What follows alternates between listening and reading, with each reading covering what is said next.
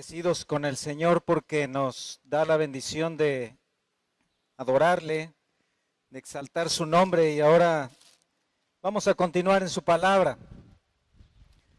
Estamos en tiempos peligrosos. Vendrán tiempos peligrosos. Estamos en un tiempo de falsa doctrina, donde quiera.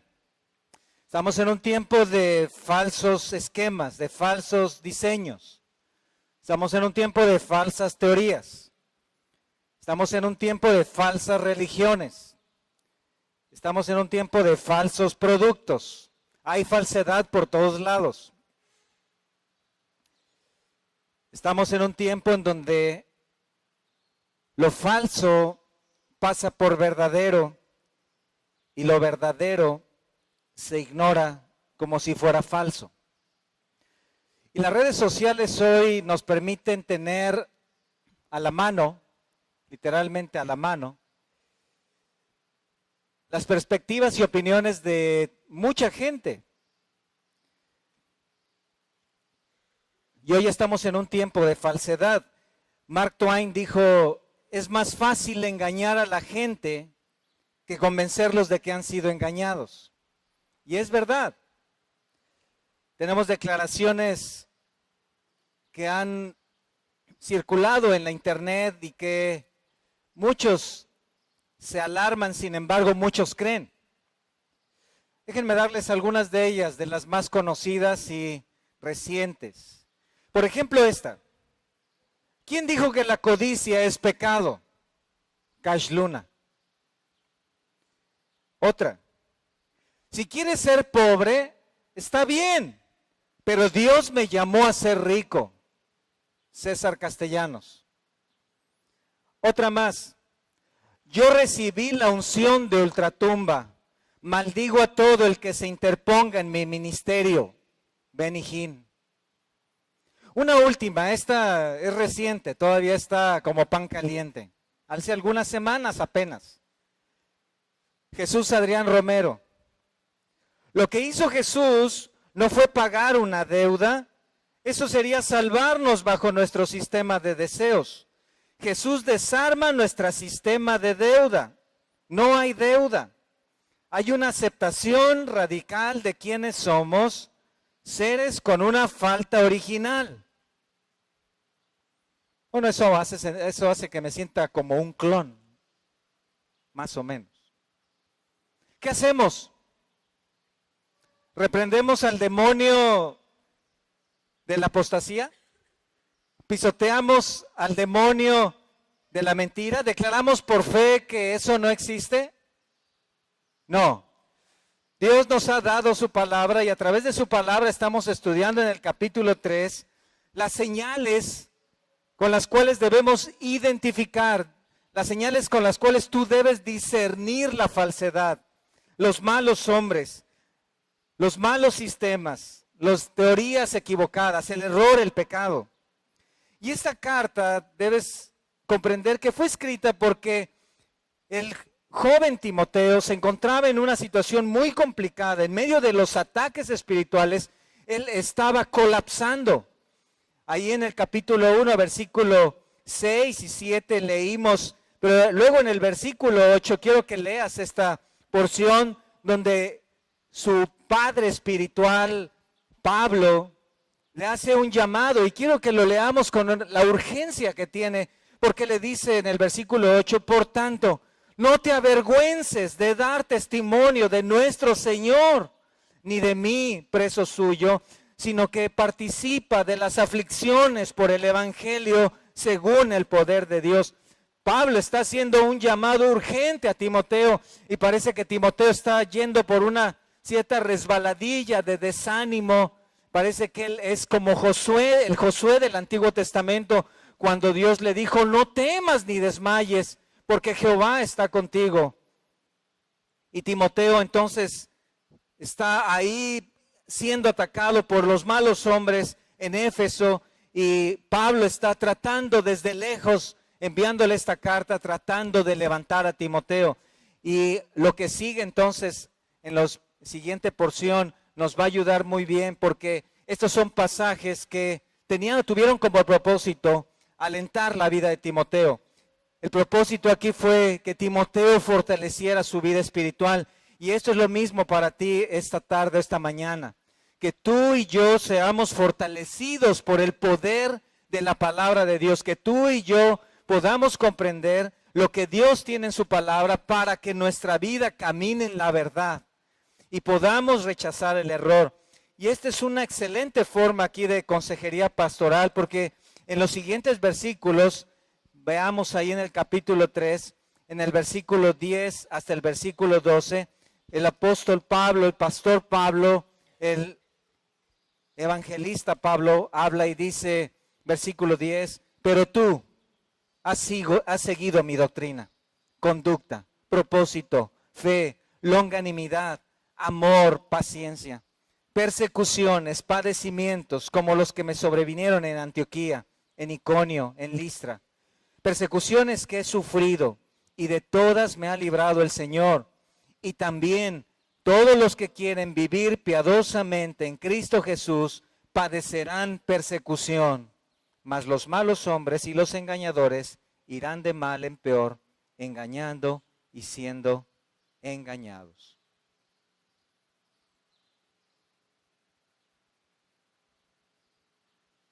Aquí están las claves de la fortaleza espiritual. No solamente identificamos el error, sino ahora nos enfocamos en la verdad.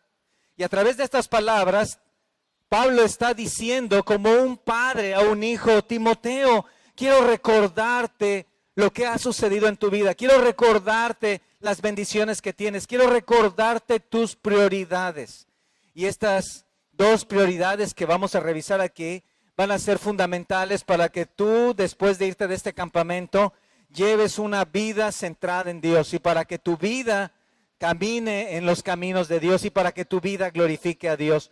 Entonces quiero darte dos claves aquí importantes y la primera está ahí en el versículo 10 y esta clave podríamos llamarle debes crecer en tu carácter, debes crecer en tu carácter. Debes saber que cuando Pablo escribe esta carta a Timoteo, él ya tenía varios años de conocerlo. Timoteo es conocido por Pablo en su segundo viaje misionero, el año 50 después de Cristo. Y cuando él escribe esta carta, año 67 después de Cristo, Pablo tendría unos 17 años de conocer a Timoteo y ellos habían ministrado juntos, ellos habían caminado juntos, ellos habían visitado varias iglesias juntos y a lo largo de todos estos años, Pablo se había convertido en un mentor de Timoteo, como decía, en un maestro. Timoteo como discípulo había tomado el ministerio de Pablo. Timoteo también como un evangelista, maestro, pastor, había aprendido todo de Pablo. Entonces, cuando Pablo envía a Timoteo a Éfeso, y esto lo puedes ver en la primera carta, capítulo 1, versículos 3 y 4, le da una encomienda muy importante. Cuando le dice ahí, te rogué que te quedases en Éfeso cuando fui a Macedonia, para que mandases a algunos que no enseñen diferente doctrina, ni presten atención a fábulas y genealogías interminables que acarrean disputas, más bien que edificación de Dios, que es por la fe. Así te encargo ahora. Ese ahora retumbó. Timoteo, tienes una tarea. Timoteo, tienes un encargo. No puedes fallar en esto. Es muy importante que tú lo lleves a cabo. Toda la iglesia depende de ti. Toda tu familia está esperando en ti. Timoteo, tienes que tomar estas prioridades. Y creo que en cierto sentido esto remite a cada uno de nosotros a un Timoteo. Cada uno de nosotros estamos en cierto círculo, cierta familia, cierta iglesia, en cierto grupo de jóvenes. Tal vez tienes algún grupo de amigos. Y cada uno de nosotros tenemos un encargo de parte de Dios. Y ese encargo no es menor porque tiene que ver con mostrar, dar un testimonio y mostrar la fe en Cristo en medio de ese círculo social, ¿cierto? Cada uno de nosotros somos llamados a ser esos embajadores, esos representantes. El Señor dijo en Hechos 1, me seréis testigos. Y en estos versículos 10 al 12, Pablo le va a recordar esas prioridades a Timoteo y le va a decir que él debe permanecer firme como cristiano en el ministerio. Debe permanecer firme dentro de la iglesia. Debe permanecer firme ante los ataques espirituales. ¿Qué es lo que Pablo les dice? ¿Qué es lo que él les dice? Bueno, vean ahí en el versículo 10. Una frase, 5 palabras. Pero tú has seguido mi doctrina. Pero tú has seguido mi doctrina. Ahora esto es algo relevante. No lo parece, pero es relevante. Porque esto habla de la vida de Timoteo. Habla de los últimos 17 años en su vida. Y 17 años puede ser una vida. Es la vida de varios de ustedes, ¿cierto? 17 años ahí muestran, están ahí en esta frase. Tú has seguido mi doctrina. Estos eran muchos años. Pablo llegó ahí a Listra, Hechos 18, conoce a Timoteo como un joven que se había desarrollado dentro de la fe, observa que hay características muy importantes en él, nota en él cualidades al grado que lo invita a formar parte del ministerio. A partir de ahí forma una carrera ministerial con Pablo, se convierte en un misionero, y lo que dice aquí Pablo es: tú, Timoteo, quiero que recuerdes una cosa, quiero que hagas memoria de los últimos años, tú has seguido mi doctrina. Y esa palabra es importante porque la has escuchado, ¿cierto? La doctrina. Debemos tener buena doctrina, hay que orar por la doctrina, debemos cuidar la doctrina. ¿Has escuchado esa palabra? Tenemos sana doctrina, sana doctrina. ¿La has escuchado? Eso oye bien, ¿no? Suena bien como para un tatuaje, ¿no? ¿Qué te parece? Sana doctrina. ¿Se oye padre? ¿Sí o no? ¿Pero qué es eso? ¿Qué es eso? Tenemos que orar por sana doctrina. ¿Qué es sana doctrina? No lo sé, pero tenemos que orar por eso. ¿Qué es sana doctrina? Bueno, esta palabra, doctrina, tiene que ver con la enseñanza. Es un cúmulo de conceptos, de información que son aprendidos. En realidad la palabra era utilizada en ese tiempo para hablar de un conjunto de información que podría ser secular. Hay una enseñanza acerca de las matemáticas y esa es, podríamos decir, filosóficamente es la doctrina de las matemáticas. Hay una enseñanza, acerca de la ética y es la doctrina ética. Y hay una enseñanza acerca de la Biblia y es la doctrina bíblica. Entonces Pablo le dice: mira, Timoteo, recuerda una cosa, has seguido mi doctrina. ¿Qué significa eso? Has sido fiel. Has sido leal, has caminado a mi lado. Entonces tú tienes que seguir igual. Debes recordar de dónde has venido. Tienes que permanecer firme en mi doctrina. Tienes que permanecer en las enseñanzas. Ahora, debemos recordar allá Hechos 2:42 que la primera iglesia no comenzó en una doctrina espontánea. Es decir, ellos no se levantaron una mañana, dijeron: bueno, vamos a hacer un concierto de avivamiento para que Dios derrame su espíritu y nos diga qué hacemos. Y no sucedió que los apóstoles estaban ahí brincando y todo, y de repente dijo alguien: el espíritu me está hablando, y entonces se me ocurre que hagamos esto. En realidad la doctrina de la primera iglesia fue la doctrina de los apóstoles. Y la doctrina de los apóstoles fue tomada directamente por 3 años del Señor Jesús. Esas enseñanzas ellos las tomaron. Esas enseñanzas las llevaron a la iglesia y cuando vino el Espíritu Santo, esa doctrina comenzó a ser aplicada con el poder de los dones espirituales. Esa doctrina, dice Pablo, es la que tú has seguido. Y lo que le está diciendo es: en este tiempo tú has seguido mi doctrina, no te has desviado, no has cedido a otras falsas enseñanzas, no has caminado con otros hombres, has caminado junto a mí. Tienes que seguir igual, tienes que permanecer firme. Ahora, cuando piensas en doctrina, ¿en qué piensas? Doctrina, enseñanza. ¿Qué piensas? Seminarios, ¿cierto? Leer libros, diccionarios. Hay que estudiar, hay que ir allá al instituto, estar encerrado 3 horas, 2 veces a la semana. No, eso es muy complicado. Hay que dejar la doctrina para los que no tienen nada que hacer, para los aburridos, ¿cierto? Pero no, mira, la doctrina no es eso.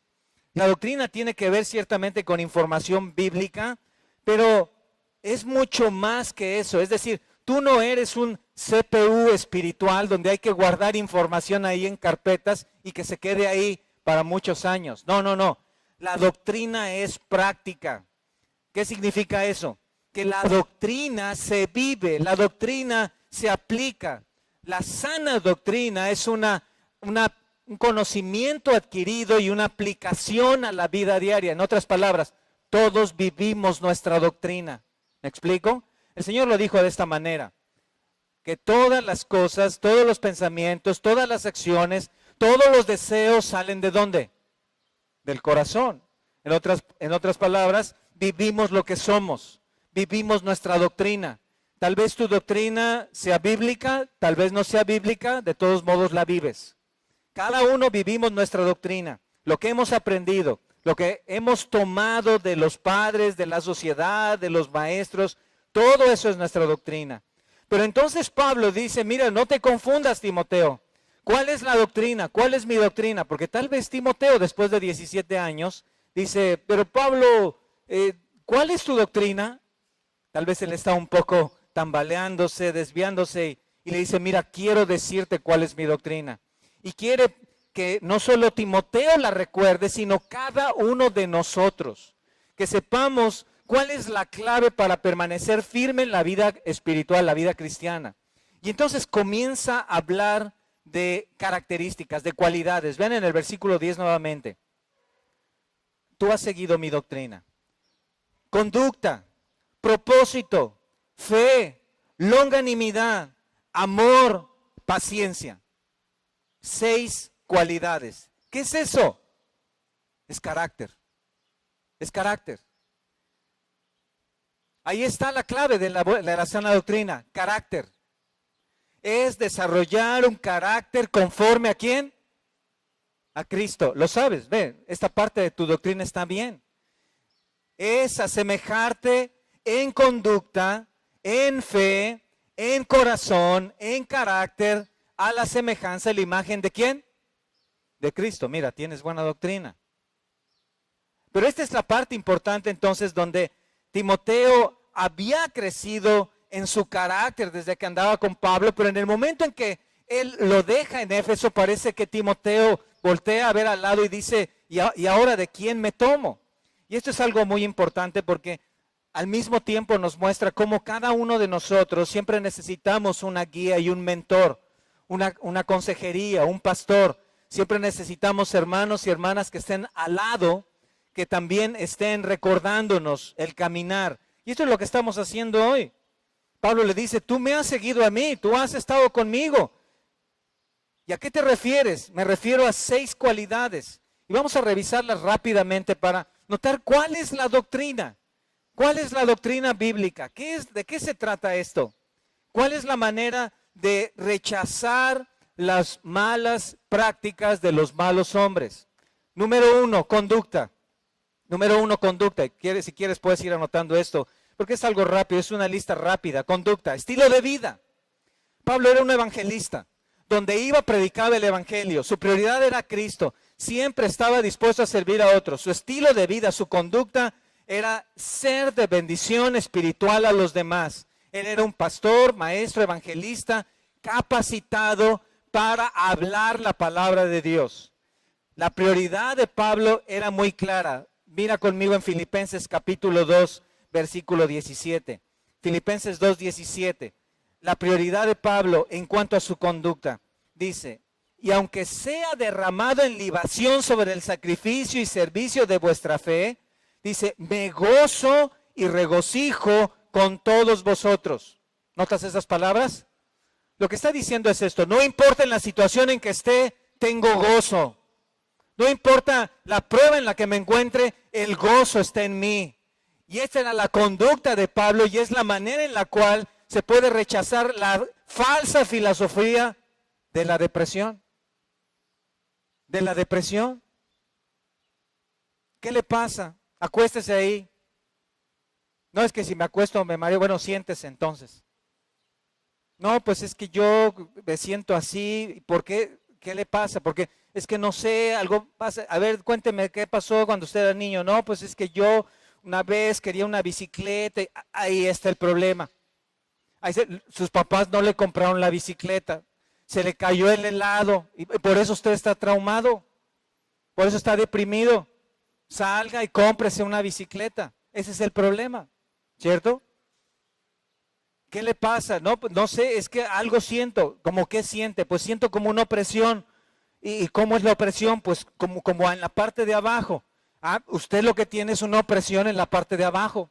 Eso es lo que tiene. Pase a pagar a la caja.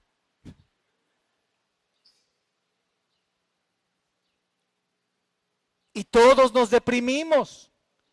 Y todos nos deprimimos porque pasan tantas cosas. Nos deprimimos porque hay violencia, porque hay inseguridad. Y nos deprimimos porque no hay dinero. Y nos deprimimos porque hay mucho tráfico. Y nos deprimimos porque llueve. Y nos deprimimos porque hay un socavón. Y todos estamos deprimidos. Entonces vámonos todos, salgamos de la iglesia, vámonos a nuestra casa, métete a tu closet, cierra la puerta y cállate. Pablo dice, esta es la conducta. No importa en la situación que me encuentre, tengo gozo. Observa ahí, si sigues en Filipenses 2, dice, aunque sea derramado, aunque sea sacrificado, aunque mi vida sea perdida, yo me voy a gozar y regocijar con ustedes. ¿Por qué? Porque él sabe que su vida, si era perdida, era porque estaba ministrando, porque estaba en las cosas del Señor. ¿Te ha sucedido que en algún momento estudias para un examen y estás ahí 2, 3 días antes del examen y haces tu mejor esfuerzo y vas al examen y logras un honorífico 5? ¿Pero qué dices? Pero estudié, ¿cierto? Me maté, pero hice mi mejor esfuerzo. Piensa en lo contrario. Es raro, pero piensa en lo contrario. No estudias. Mañana es el examen. Está bien, 5 minutos antes, un repaso ahí. Me acuesto en el cuaderno. Por ósmosis se me pasa, ¿no? Yo las puedo. Vas al examen. 2. En escala del 1 al 100, ¿no? 2 sacas. ¿Qué pasa? No estudié. Qué vergüenza. Pablo dice, no importa que muera, no importa que pierda mi vida, porque sé que es en el servicio a Dios. Esta es mi conducta. Esta es la manera en la cual yo vivo. Así que aunque muera, lo voy a hacer con gozo. ¿Te das cuenta? La mayor prueba, el mayor dolor en la vida cristiana puede ser una gran gloria cuando se está en los caminos de Dios. La menor caída fuera de Dios puede ser la mayor vergüenza, el mayor dolor, el mayor desastre en tu vida. Por eso es hoy que tenemos una sociedad que se está deprimiendo cuando una uña del dedo chiquito del pie se rompe. ¿Suficiente para caer en depresión? Pablo dice, Timoteo, tú conoces mi conducta. Tú sabes de qué te estoy hablando. Y Timoteo había caminado con él, lo había seguido en eso. Timoteo había tomado esa misma conducta. Él era como, en términos espirituales, como el mono detrás del vidrio. Él hacía los movimientos de Pablo, él caminaba con Pablo. Lo que hace la mano, ¿qué? Hace la atrás. Él era una carta abierta que daba testimonio del ministerio de Pablo. Y dice Pablo, tú conoces mi conducta, persevera en esto. Segundo, propósito, prótesis, lo que es expuesto, algo expuesto, es una prótesis, es la palabra traducida aquí. ¿Qué está diciendo? Timoteo había seguido los propósitos de su maestro Pablo. Pablo tenía muy claro que todos podían ver cuál era su propósito. Todos saben cuál es mi camino. Todos saben cuál es mi propósito. ¿Por qué estás en la escuela? Estoy en la escuela para dar gloria a Dios y para que a través de mi vida pueda conseguir unos estudios. Todos lo saben. Todos tus amigos saben. Es cristiano, ella es cristiana. Todos lo sabemos. Sabe que él va con el propósito de agradar a Dios. Si tú veías a Timoteo, te encontrarías a Timoteo o a Pablo en la universidad o en la preparatoria, tú sabrías, él es un evangelista, él es un cristiano, es una cristiana. ¿Cómo lo sabes? Lo sé, mira, observa, mira cómo convive, mira cómo se comporta. Y esto podían ver de Pablo y Timoteo. Y Pablo le dice a Timoteo, tú has seguido mi propósito. Ahora vean conmigo en 1 Corintios 2:2, porque quiero mostrarles un poco del corazón de Pablo. Quiero que vean ese corazón que Timoteo había estado imitando. 1 Corintios 2:2 dice desde el versículo 1 para entender contexto. Así que, hermanos, cuando fui a vosotros para anunciaros el testimonio de Dios, no fui con excelencia de palabras o de sabiduría, pues me propuse no saber entre vosotros cosa alguna, sino a Jesucristo y a este, ¿qué? Crucificado. Crucificado. Vean, la claridad de Pablo, el propósito de Pablo. ¿Se dan cuenta? Si él fuera un joven en universidad y él va ahí caminando, ¿cierto? Y se encuentra a sus amigos, y sus amigos, ¿qué traes ahí? ¿Dónde? Ahí, en tu mano. No, ¿qué? Nada, ¿qué? ¿Dónde? Ahí. Oye, ¿a poco estás leyendo eso? ¿Qué? Sí, es mi Biblia. Leo la Biblia. ¿Qué? ¿Tú lees la Biblia? No puedo creerlo. Sí, leo la Biblia, soy cristiano. Gracias a Dios. Pablo era claro. Pablo tenía una transparencia, un propósito. Él dice, tú conoces mi propósito, Timoteo. No hay falsedad, no hay nada escondido, no hay una cortina velando las cosas. Él no era un hombre ambiguo, tibio, indeciso. Soy cristiano. Es lo que repetían una y otra vez los mártires de los primeros siglos cuando eran llevados a la hoguera. Y se les preguntaba acerca de dónde estaba el grupo, dónde se congregan, dónde están para ir a apresarlos. Y la única respuesta que ellos daban es esta: soy cristiano, soy cristiano, soy cristiano. Y esto es muy escaso en nuestros días. El pastor y escritor Jonathan Edwards, tal vez lo han escuchado, fue un gran predicador allá en el siglo XVIII. Y siendo un joven, él, observando su vida, su necesidad de caminar con Cristo, él escribió un documento que al tiempo se han llamado las 70 resoluciones de Jonathan Edwards. Tal vez lo han escuchado. Él escribió 70 resoluciones, 70 declaraciones acerca de su propia vida en su compromiso con Dios. En la número 44, él escribió lo siguiente. Él dijo, hago la resolución que no llevaré a cabo ninguna acción en mi vida, bajo ninguna circunstancia, que no sea con el propósito de traer un beneficio a mi relación con Dios. Una gran determinación. Lo que él está diciendo es, todo lo que haga, todo lo que diga, todo lo que piense en mi vida tiene que ver con glorificar a Dios. O va a tener que ver con glorificar a Dios. Propósito. Una determinación. Número 3, fe. Fidelidad a Dios y a las promesas, a su palabra. Si ven en el capítulo 1, versículo 5, Pablo le dice a Timoteo que él sabe que no tiene una fe fingida. Pablo conocía a Timoteo, Timoteo conocía a Pablo y la fe de Timoteo era verdadera. Luego le dice, has seguido mi fe.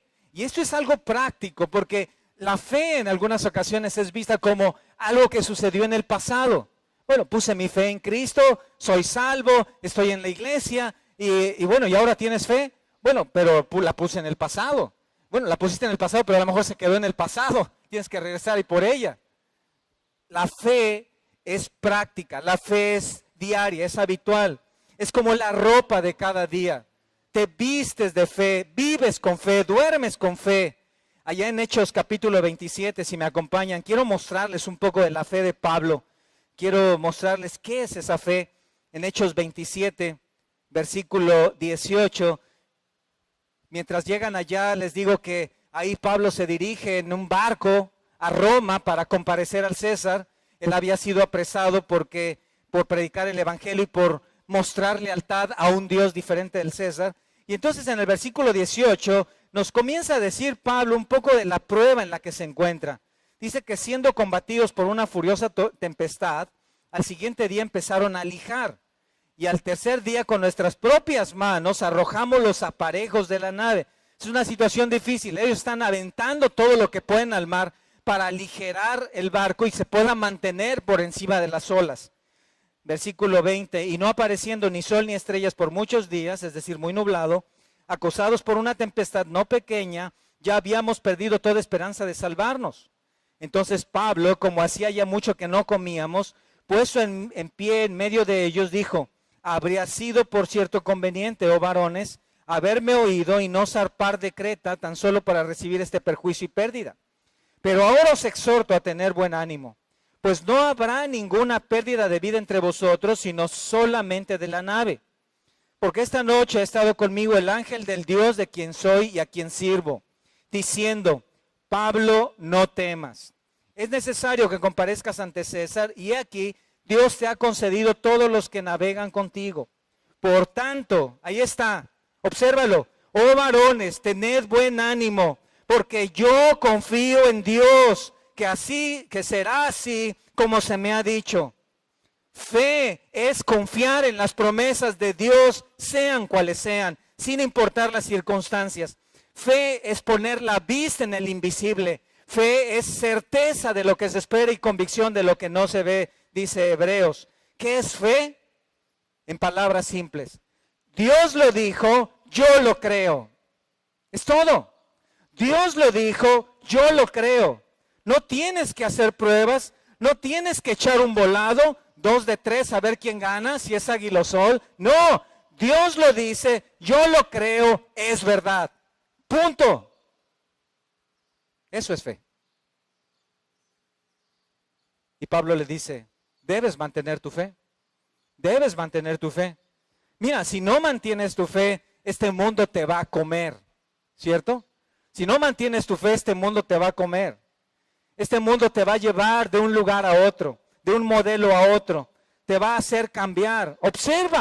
Obsérvalo en términos celulares. Observa cómo el mundo te puede mover, ¿cierto? Ya vamos por el 9, ¿cierto? Y cuando salga el 9, ¿qué? El 10. Por lo menos el 9S, ¿no? Ya de perdida. Y cuando salga el 10, ¿qué? El 11. Y luego el 12. Y el 13 y el 14. ¿Por qué? Porque estamos a merced del mundo, ¿cierto? Porque el mundo dice: si no tienes eso, no eres feliz. Y yo le creo al mundo, y cuando le creo al mundo, entonces ya mi vida empieza a temblar. Y entonces ya no soy la persona que debo ser. Bueno, sí, Dios dice eso, pero mientras no tenga el 10, no puedo ser feliz. Y el pastor dice: pero gózate en el Señor. Sí, pero es que, ¿en cuál Señor? ¿En cuál Señor? ¿El señor Gates? Ese ya se murió. Fe es: Dios lo dijo, yo lo creo. Y hay una verdad sorprendente. Dios dice, escuchen esto, Dios dice que podemos ser felices sin celular. No. Sí. Sí. ¿No lo crees? Sí. Dios dice que podemos ser felices sin celular. Teniendo sustento y abrigo, estemos contentos con esto. Pero la falta de fe es el muro que nosotros mismos, cada uno en ocasiones, construimos para continuar en la vida cristiana. Y cada uno entonces toma su mezcla y agarra su tabique y lo va poniendo ahí. ¿Y qué estás haciendo? Estoy construyendo un muro. ¿Cómo que estás construyendo un muro? Sí, estoy poniendo algunas cosas que creo que yo debo tener para poder caminar la vida cristiana. Y mientras no las tenga, entonces voy a tener que seguir construyendo ese muro. Pablo dice: Dios lo dijo, yo lo creo. Como un comentarista dijo: las promesas de Dios son inmutables. Él ha firmado, confirmado y sellado cada una de ellas. Y vean por favor ahí en el capítulo 1, versículo 13, cuando dice ahí el apóstol Pablo, y seguimos en la segunda carta, capítulo 1, versículo 13, retén la forma de las sanas palabras que de mí oíste en la fe y amor que es en ¿quién? Exacto. Si tu fe descansa en Apple, es una fe volátil. Si tu fe descansa en lo que tienes, tu fe se va a caer. Porque esas riquezas se harán como alas de águila, dice Salomón. Si tu fe descansa en lo que tú puedes lograr profesionalmente, hay mucha probabilidad de que tu fe se caiga. Porque eso fácilmente se acaba. ¿Cuántos años tienes? ¿17, 18, 20, 22, 25, 33? Allá, hermano, 33, ¿no? De la segunda vuelta. No. 28, 30, eres valioso para la sociedad. Eres nuestro gallo. Tú nos vas a sacar adelante. Tú eres el joven del siglo, ¿cierto? Eres el dreamer. Eres el millennial, ¿sí o no? ¿Cuántos tienes? ¿45? Hermano, pasa por favor allá a la Afore. Allá te van a dar las indicaciones para tu plan de retiro. ¿Sí o no? Tú eres valioso en tanto tengas juventud, fuerzas, tengas cierta capacidad, pero los años van pasando y si tú has descansado ahí, como alguien dijo, después de estar 25 años en una empresa, como alguien dijo, simplemente me dieron una patada y se olvidaron de mí. Tu fe no puede descansar en eso. Tu fe debe estar en, como dice aquí en el capítulo 1, versículo 13, tu fe debe estar en Cristo Jesús. Cuando tienes a Cristo, tienes todo. Cuando no tienes a Cristo y tienes el mundo, no tienes nada. Cuarta, longanimidad. Longanimidad. Perseverancia. Lo mismo. Timoteo tenía 17 años con Pablo. Ahora, si vas a tomar un líder como Pablo, piénsalo bien. Debes tener perseverancia con Pablo. Este hombre no se anda con rodeos. Este hombre te va a llevar por viajes misioneros. Este hombre va a sufrir naufragios. Él va a ser latigado, apedreado, perseguido. ¿Recuerdas allá en 2 de Corintios? Él habla de sus experiencias. Y él está diciendo, y de todo eso lo puedo repetir las veces que sean y estoy dispuesto a morir. Así que si tú como joven te encuentras a Pablo y le dices, Pablo, quiero ser tu discípulo, necesitas pensar en esto. Necesitas perseverancia. Necesitas perseverancia. Porque Él te va a llevar a lugares que no te imaginas. Él te va a hacer ministrar con el agua al cuello. Él te va a llevar a desvelos, a desmañanadas. ¿Por qué? Porque esa es la manera en la cual su Señor lo lleva a Él. Y es la manera en la cual nuestro Señor nos lleva a cada uno de nosotros que queremos servirle. Los hermanos el hermano que nos enseñó ayer, estoy seguro que esta semana estuvo desmañanándose, desvelándose, durmiéndose tarde, trabajando, abriendo los libros, estudiando, orando, para poder edificarnos con la palabra.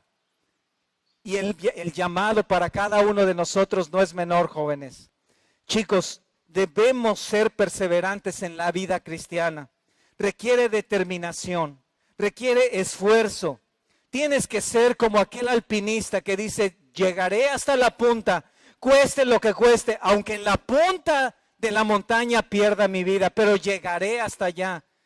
En otras palabras, o con palabras más sencillas, con perseverancia llegó el caracol al arca.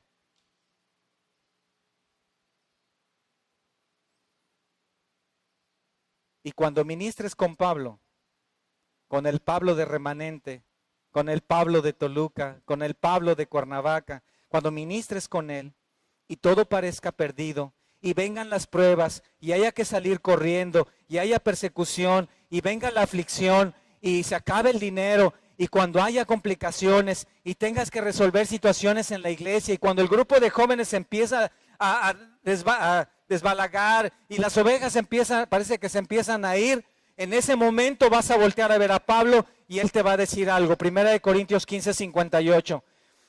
Estad firmes y constantes, creciendo en la obra del Señor siempre, sabiendo que vuestro trabajo en el Señor no es en vano. Y lo que él te va a decir, Timoteo, sigue adelante, tienes que perseverar. Y esta es la doctrina de la perseverancia de los santos, no de la desesperación de los santos. Es la doctrina donde tú tienes que seguir adelante si has puesto tu fe en Cristo. Y déjame decirte algo, si tú has verdaderamente creído en Cristo, tú vas a seguir adelante. Porque más es el que está en nosotros que el que está en el mundo. Porque el querer y el hacer no es por tu voluntad ni por mi voluntad, sino por su perfecta voluntad. Lo acabamos de cantar, ¿cierto? Porque Él es el que nos lleva de gloria en gloria. Él es el que nos da como alas de águila y nos hace remontar. Pero tenemos que ser perseverantes. Thomas Watson, aquel gran hombre fundador de IBM, por cierto, él dijo, si quieres triunfar, duplica tu factor de fracasos. Si quieres triunfar, duplica tu factor de fracasos. Lo que él dice es, entre más intentos hagas, más veces triunfarás. ¿Qué requieres para hacer muchos intentos? Perseverancia, perseverancia. Tomás Alva Edison, el gran inventor, uno de los más grandes, tal vez el más grande en todos los tiempos. Ustedes saben, él fue el inventor ¿de qué? Dicen, de la luz. Alguien dijo, de la luz, él inventó la luz. No, ese lo inventó Dios. ¿Qué inventó? Del foco. Él hizo no menos de 1800 intentos. Él encontró 1800 formas de no hacer una bombilla eléctrica. Hasta que entonces la inventó. Perseverancia. Proverbios 23:17. Persevera en el temor de Jehová. Escucha, todo el tiempo, toda tu vida, todo el tiempo en que te encuentres, en cualquier lugar, en la escuela también, con mis amigos, con mis cuates, pero van a saber que soy cristiano. Sí. Pero se van a burlar de mí. Van a decir que si soy un santurrón o que si ya voy a ser monaguillo, ¿qué? Puede ser. Puede ser. Quinta. Amor. Esa me gusta, ¿verdad? Nos gusta. Amor. El amor hoy se pinta de rojo, se cubre de chocolate, se mete en una caja y se le pone un moño, ¿cierto? Ese es el amor, pero es diferente en la Biblia. El amor es bondad sin méritos a cambio. Escucha, es amor sacrificial. Bondad sin méritos a cambio. Ahora, Timoteo se distinguía por su amor. Ya estamos acostumbrados nosotros a amar a quienes tienen méritos. Es decir, amamos a cambio de, ¿cierto? El amor en el mundo es así. Pero el amor es distinto. El amor de Dios es distinto. No vas a una cruz por pecadores a menos que sea Dios. En el amor del mundo se va a una cruz por justos. En el amor de Dios vas a una cruz por pecadores. Caminas al Gólgota por gente mala.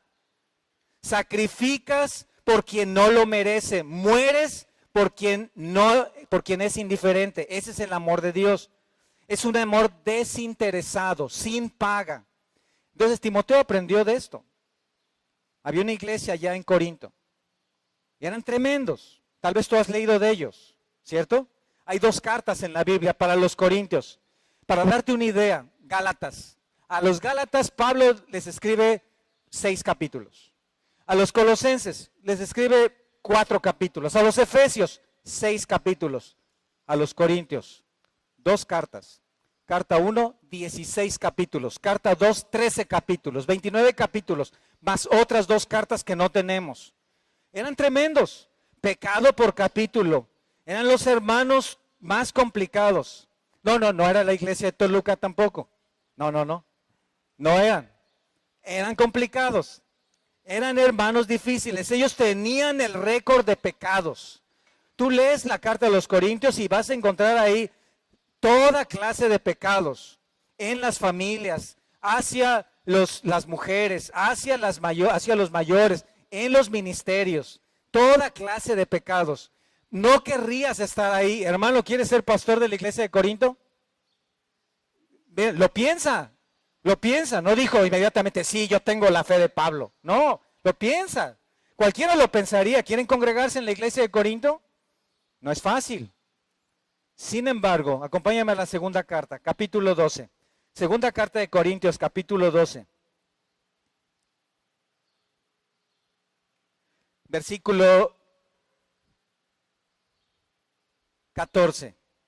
Segunda de Corintios 12, 14. Quiero que observen. Ahí Pablo está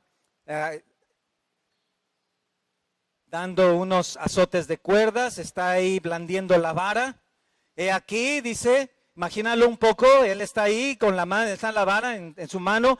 Por tercera vez estoy preparado para ir a vosotros. Y no seré gravoso porque no busco lo vuestro, sino a vosotros, pues no deben atesorar los hijos para los padres, sino los padres para los hijos. Toda la carta ha sido para exhortarles y para hablarles de situaciones. Pero luego vean en el versículo 15, después de decirles, les estoy advirtiendo que voy a ir para allá, dice en el versículo 15, pon mucha atención, esto es muy importante. Dice, y yo, con el mayor placer, gastaré lo mío, y aún yo mismo me gastaré del todo, por amor de vuestras almas, aunque amándoos más, sea amado menos. Este era el amor de Pablo, un amor desinteresado, ¿se dan cuenta? Este es como la cúspide de la montaña, este es el gran rascacielos al cual hay que subir en términos de amor. Eso apunta a la cúspide de la práctica cristiana en su segundo mandamiento, ¿cierto? Amarás a tu prójimo como a ti mismo. Y Pablo había sido un hombre así. Entonces, no tienes nada que supere eso, no hay nada que supere este versículo, sino un hombre en una cruz. No hay nada que supere esto, sino un hombre muriendo y siendo sepultado y al tercer día resucitando para dar vida a los pecadores. ¿A quiénes? A nosotros. No tienes nada mejor que eso, sino el Hijo de Dios dando su vida por ti en la cruz. El amor desinteresado de nuestro Salvador para rescatarnos. Eso es amor. Timoteo había tomado el camino del Salvador y Pablo le dice, recuerda, tú debes permanecer en eso. Sexto, resistencia o paciencia, resistencia, aguante. Pablo dice, has seguido mi resistencia. ¿Qué le está diciendo? Esta no es una carrera de 100 metros. Esta no es una pequeña travesía. No es un paseo por la montaña. Esto es un maratón. Esto no es un campamento de 3 días, dice el Señor. Esto es una vida completa entregada a mí, ¿cierto? Y quiero notar un poco lo que el Cristo te está pidiendo. Él lo está diciendo, quiero que me des tu casa. Eso lo hacen los falsos maestros. Él lo está diciendo, quiero que me des tu coche. Eso lo haces con tus padres. Él no está diciendo, quiero que me des tu trabajo. O quiero que me des tu forma de vestir. Él está diciendo, quiero que me des todo de ti y toda tu vida, todos tus pensamientos, todas tus actitudes, tus planes, tus proyectos, tus deseos. Quiero todo de ti. En otras palabras, tú dejas de ser tú y tú me perteneces a partir de este momento a mí. Y quiero que aguantes esto toda la vida. Eso es ser cristiano. ¿Estás listo?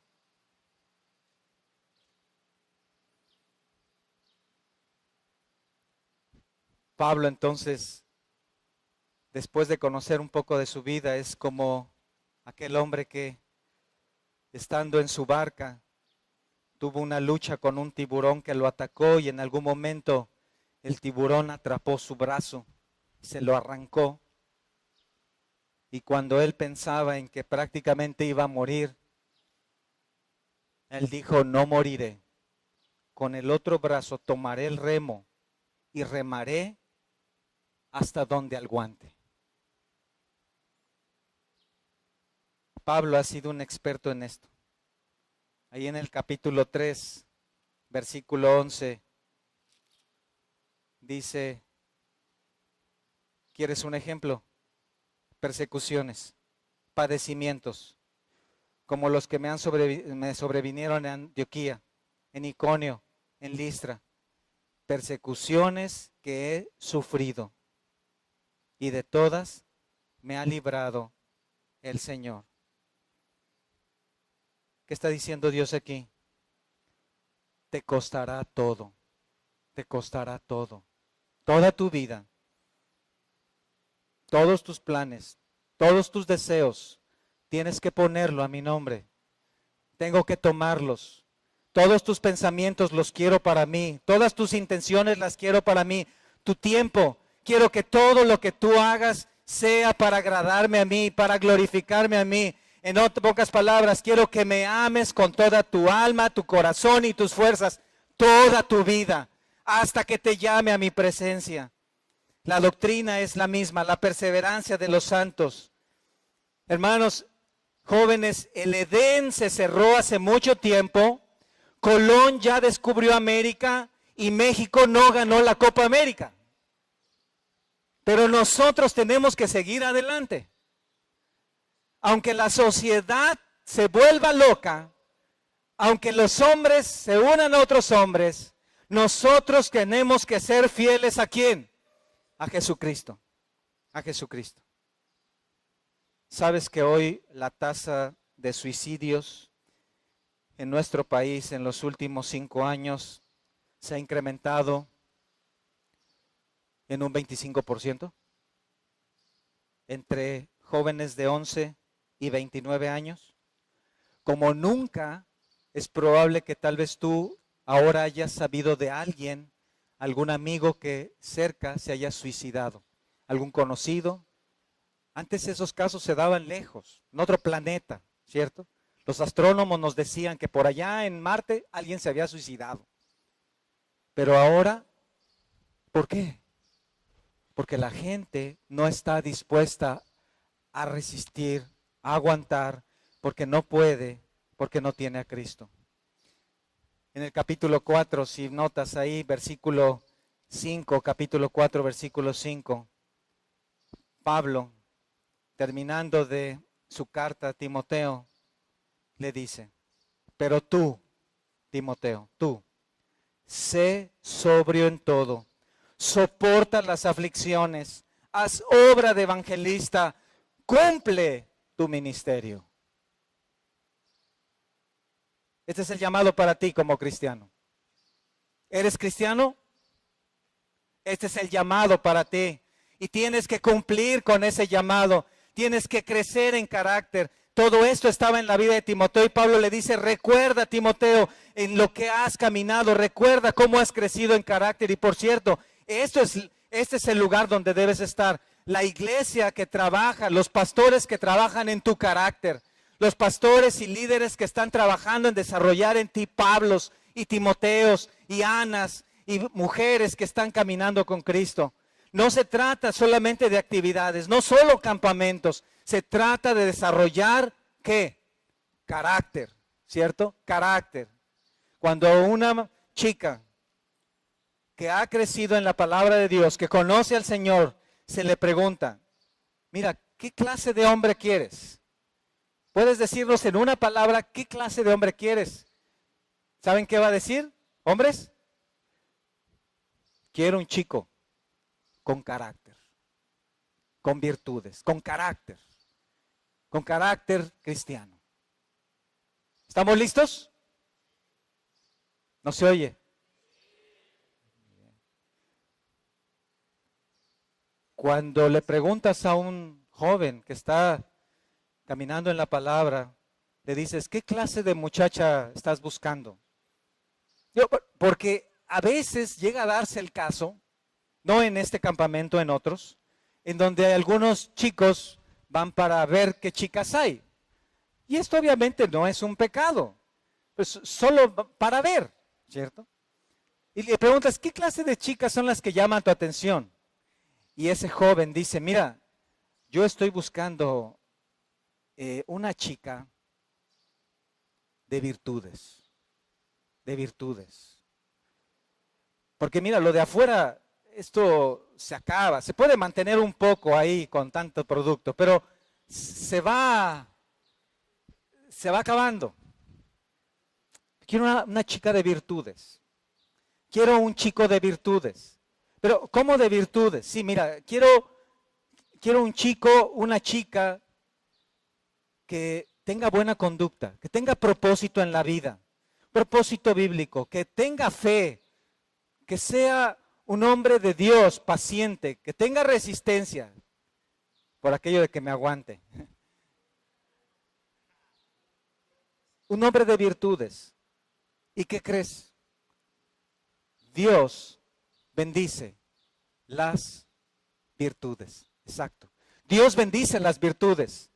Dios bendice a aquellos jóvenes que han determinado poner su fe y su confianza en Cristo, que han entendido que por ellos mismos no van a caminar en el camino de Dios, sino que necesitan voltear a la cruz y ver que allá hay un Salvador, el cual dio su vida para que ellos entonces puedan vivir para gloria de Dios. Dios entonces bendice a aquellas jóvenes que con determinación se enfocan en cultivar un corazón para gloria de Dios y así son bendecidas con un chico para una vida futura. Carácter. Dice el pastor Spurgeon, el que maneja con precisión la palabra de Dios no la usará para defender sus pecados, sino para matar sus propios pecados y cultivar virtudes. ¿Es verdad? ¿Cuán importante entonces es el maestro que tú tomes? Porque ese maestro bíblicamente entonces te llevará, terminamos con nuestro versículo 12, a lo que dice ahí, y también todos los que quieren vivir piadosamente en Cristo Jesús padecerán ¿qué? Persecución. ¿Te vas a deprimir? ¿Te vas a desesperar? ¿Vas a llorar? ¿Te sientes incomprendido, incomprendida? ¿Sientes que nadie te quiere? ¿Te sientes el menos o la menos? No, porque ahora sé a lo que el Señor me ha llamado. No, porque mi gozo está en el Señor. Y debes considerar esto, si quieres vivir piadosamente para Cristo Jesús, padecerás persecución. El mundo se opondrá a ti. Tus amigos tal vez te van a cortar, tal vez te van a bloquear del Facebook, te van a sacar del grupo del WhatsApp. Tal vez ya no vas a ser ahí, vas a recibir tantos me gusta. Cuando empieces a publicar esos versículos, cuando empieces a publicar estas predicaciones, déjame decirte algo. El infierno se puede desatar y el mundo se te puede abalanzar y el león va a querer destrozar tu vida, pero tú tienes que permanecer firme porque ahora tú has puesto tu vida en Cristo. Amén. Al cristiano no le imponen una cruz. Termino con esto.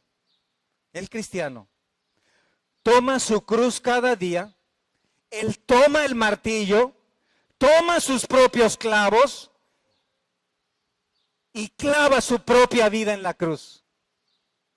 Porque el cristiano es el que ha mirado la cruz y no quiere otra cosa en su vida, sino decir, yo quiero vivir y morir de esa manera, mortificando, matando mi pecado para gloria de Dios. ¿Esa es tu vida hoy? Te llamo a que tomes este propósito. Te llamo a que tomes esto para ti. Vamos a orar.